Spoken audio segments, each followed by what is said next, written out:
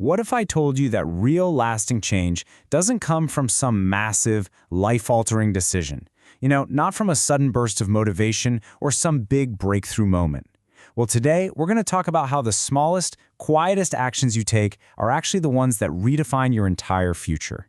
We all love the idea of that big cinematic turning point, don't we? But the truth is, those huge, powerful moments, they often fade.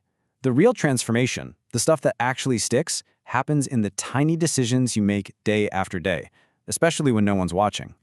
So, if it's really that simple, why do so many of us feel completely stuck? Well, it's because we're waiting for that lightning bolt, that big breakthrough. And while we're waiting, we completely underestimate the incredible power of these tiny, repeated actions, the micro habits that are silently rewiring our brains. So, first things first, let's just completely dismantle this myth of the single breakthrough moment. We're going to redefine what true, sustainable change actually looks like. And guess what? It all comes down to one simple idea: the micro habit. So, what is a micro habit? It's just one of those small, daily choices. The key here is that it's not about relying on motivation, because that comes and goes. It's about doing a tiny action so consistently that it literally rewires the pathways in your brain and over time reshapes the very story you tell yourself about who you are. All right, let's get practical. Let's start with your morning. Seriously, the first few minutes after you wake up are absolutely critical. If you can win this little window of time, you create this amazing ripple effect for the rest of your day. Let's break it down. Number 1, make your bed. I know, but your brain registers this as a win. It gives you instant momentum. 2, drink a big glass of water. Your brain is dehydrated after you sleep, and this just wakes it right up. 3, get 5 to 10 minutes of morning sunlight. This one is huge. It tells your brain to chill out on the stress hormones, and it sets your body's internal clock. This is going to help your energy during the day and your sleep at night. And finally, number 4, wait just 10 minutes before you check your phone. This is about training your brain to create before it consumes, to protect your focus from that immediate dopamine hit. Okay, so you've won the morning. Now what? Next, let's talk about some micro habits for mastering your mind and your body all day long. This is really about managing your internal chemistry, what you eat, what you think, how you move, to keep your energy and focus locked in. Now, this one might seem weird, but it's not about dieting. It's all about mental clarity. The very first thing you put in your body for fuel can literally determine how well your brain works for hours. And this just shows you exactly why. When you start with sugar or simple carbs, you get that big spike in blood sugar, and then that inevitable energy crash and brain fog. We've all been there. But if you start with protein instead, your blood sugar stays nice and steady. The result? Consistent energy and a clear, sharp mind. Okay, here's a habit that seems so small you might just laugh it off. Reading just one single page from a book each day. It's so easy to think, what difference could that possibly make? But that one page a day adds up to 12 to 15 books a year. Just think about that for a second. Over time, that tiny little habit strengthens your vocabulary, sharpens your thinking, and quietly builds your ability to focus deeply in a world that is constantly trying to distract you. And what about those moments during the day when you just feel totally overwhelmed? Try these quick resets. 3 deep breaths actually calms your nervous system.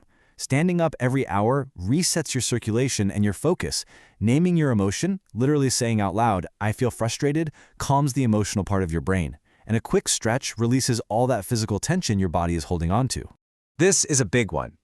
Your external world has a direct and immediate impact on your internal world. The environment you're in right now is constantly sending signals to your brain, whether you realize it or not. And this isn't just some vague idea, it's biology. As you can see here, clutter literally raises your cortisol levels. That's your body's main stress hormone. So just cleaning one small area, like your desk, sends a signal of order to your brain. It makes it feel safer, calmer, and more in control. When your space feels controlled, your mind feels controlled. And this idea of removing friction leads us perfectly into our next section. This is all about being smart.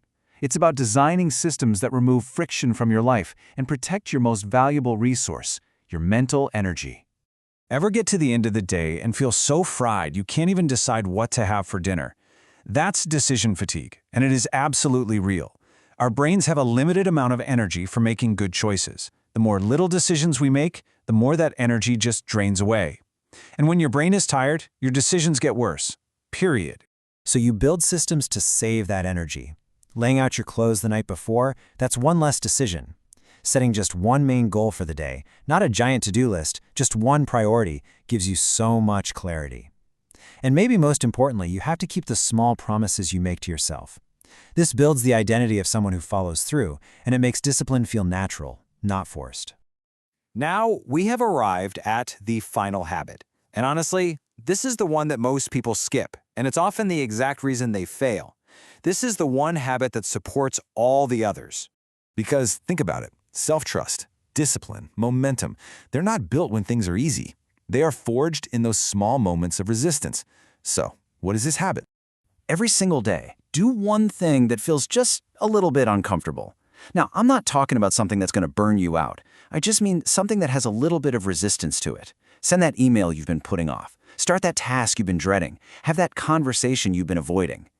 Here's the crucial part. You have to reframe that feeling in your head. That little bit of hesitation, that small discomfort, that's not a stop sign. It's a signpost for growth. And when you learn to lean into it instead of run away from it, you build real courage. And that courage makes everything else feel easier. And that's really the big takeaway here. The tiny actions you take today, they might not feel powerful. They're not going to create some dramatic breakthrough overnight. But when you compound them over time, they are the very things that determine the person you are going to become tomorrow. Your life doesn't change with one massive leap. It changes with one small, quiet step, repeated over and over again. So the only real question left is which one will you start with today?